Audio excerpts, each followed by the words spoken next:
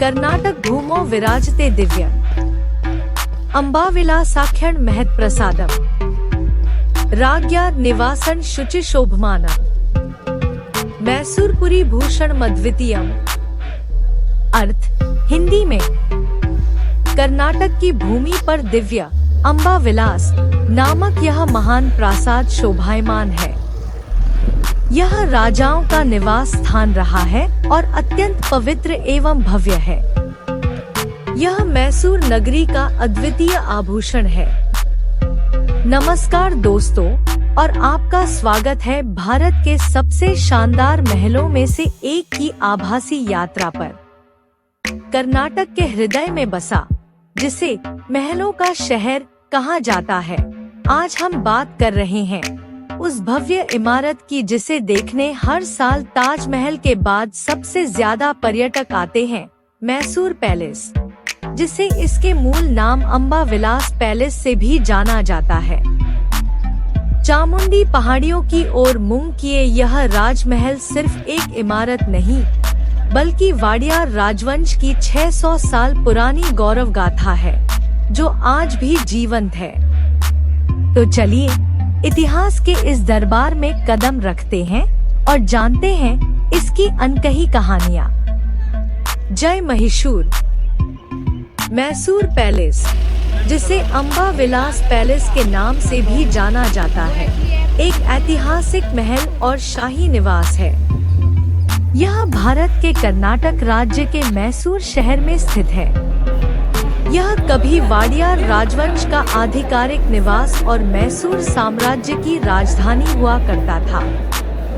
यह महल मैसूर के केंद्र में स्थित है और पूर्व दिशा में चामुंडी पहाड़ियों की ओर मुख किए हुए है। मैसूर को आमतौर पर महलों का शहर कहा जाता है और इस महल सहित यहाँ 7 महल हैं। हालांकि मैसूर पैलेस विशेष रूप से नए किले के भीतर स्थित महल को संदर्भित करता है। जिस भूमि पर महल अब खड़ा है, उसे मूल रूप से मैसूरू, शाब्दिक अर्थ गढ़, के नाम से जाना जाता था। पुराने किले के अंदर पहला महल 14वीं शताब्दी में बनाया गया था, जो आग में जल गया और कई बार पुनर्निर्मित किया गया। पुराना किला लकड़ी का बना था और इसलिए आसानी से आग पकड़ लेता था, जबकि वर्तमान किला पत्थर, ईंटों और लकड़ी से बना है। पुराने महल के जलने के बाद वर्तमान संरचना का निर्माण 1897 और 1912 के बीच किया गया था। वर्तमान संरचना को नया किला भी कहा जाता है।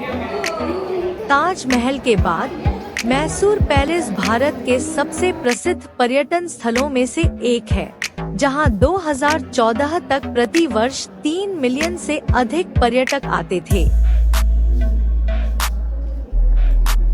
अंतिम महल, जिसे अब पुराना महल या लकड़ी का महल कहा जाता है, 1896 में चामराजा वोडेयार की सबसे बड़ी बेटी जयलक्ष्मणि के विवाह के दौरान जलकर राख हो गया।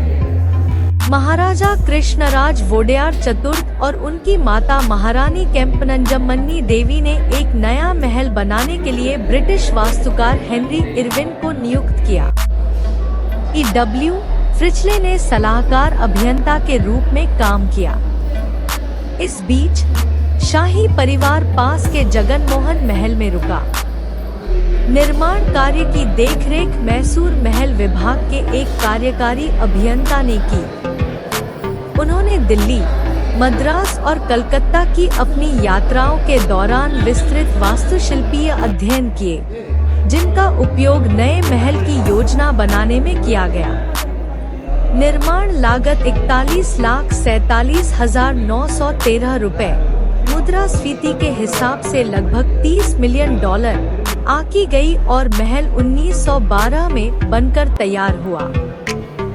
महाराजा जयचामराजेंद्र वाडियार के शासनकाल के दौरान लगभग 1930 में महल का और विस्तार किया गया, जिसमें वर्तमान सार्वजनिक दरबार हॉल विंग का जोड़ भी शामिल है।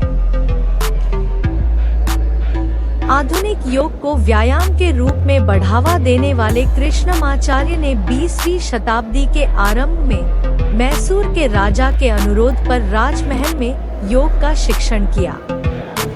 उनके शिष्यों में BKS अयंगर और के पट्टाभी जोइस शामिल थे, जो क्रमशः अयंगर योग और अष्टांग योग के संस्थापक थे। एक पूर्व राजा ने 19वीं शताब्दी की एक विशाल पुस्तक श्री तत्वनिधि में 112 योग आसनों का चित्रण करवाया था, जिसने संभवतः कृष्णमाचार्य को प्रभावित किया था। अंग्रेजी वास्तुकार हेनरी इरविन द्वारा डिजाइन की गई यह इमारत इंडो-सारासेनिक वास्तुकला शैली की है, जिसमें इस्लामी, राजपूत और गोथिक वास्तुकला शैलियों के तत्व शामिल हैं। यह 3 मंजिला धूसर ग्रेनाइट से बनी संरचना है, जो लगभग 75 मीटर 245 फीट लंबी और लगभग 48 मीटर 156 फीट चौड़ी है। 8 प्रत्येक दिशा में 5 मंजिला वर्गाकार मीनारे हैं, जिनके शीर्ष पर गुलाबी गुंबद हैं। सबसे ऊंची मीनार 44 मीटर 145 फीट ऊंची महल के केंद्र में है और इस मुखौटे में मेहराब, छतरियां और खाड़ी खिड़कियां हैं। इसमें 7 मेहराब और 2 छोटे मेहराब हैं, जो मुखौटे के केंद्रीय मेहराब से जुड़ते हैं। केंद्रीय मेहराब के ऊपर गजलक्ष्मी की एक मूर्ति है। महल बगीचों से घिरा हुआ है।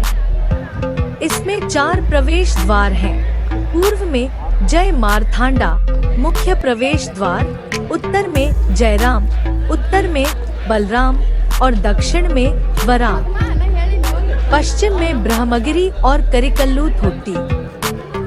महल परिसर में प्रवेश शुल्क 120 रुपए प्रति वयस्क, 7 से 18 वर्ष की आयु के बच्चों के लिए 50 रुपए, 7 वर्ष से कम आयु के बच्चों के लिए निःशुल्क और विदेशियों के लिए 1000 रुपए है। मुख्य प्रवेश द्वार पर महल की ओर जाने वाले रास्तों के दोनों ओर ब्रिटिश मूर्तिकार रॉबर्ट विलियम कोल्टन द्वारा गढ़ी गई कांस्य बाघ की मूर्तियां हैं। गोम्बे थोट्टी, जिसे गुड़िया मंडप के नाम से भी जाना जाता है, दशहरा उत्सव के दौरान गुड़ियों को प्रदर्शित करने और उनकी पूजा करने का स्थान था। अने बागिलू, जिसे हाथी द्वार के नाम से भी जाना जाता है, महल के आंतरिक भाग का मुख्य प्रवेश द्वार है, जो शक्ति और सामर्थ्य का प्रतीक है। मोर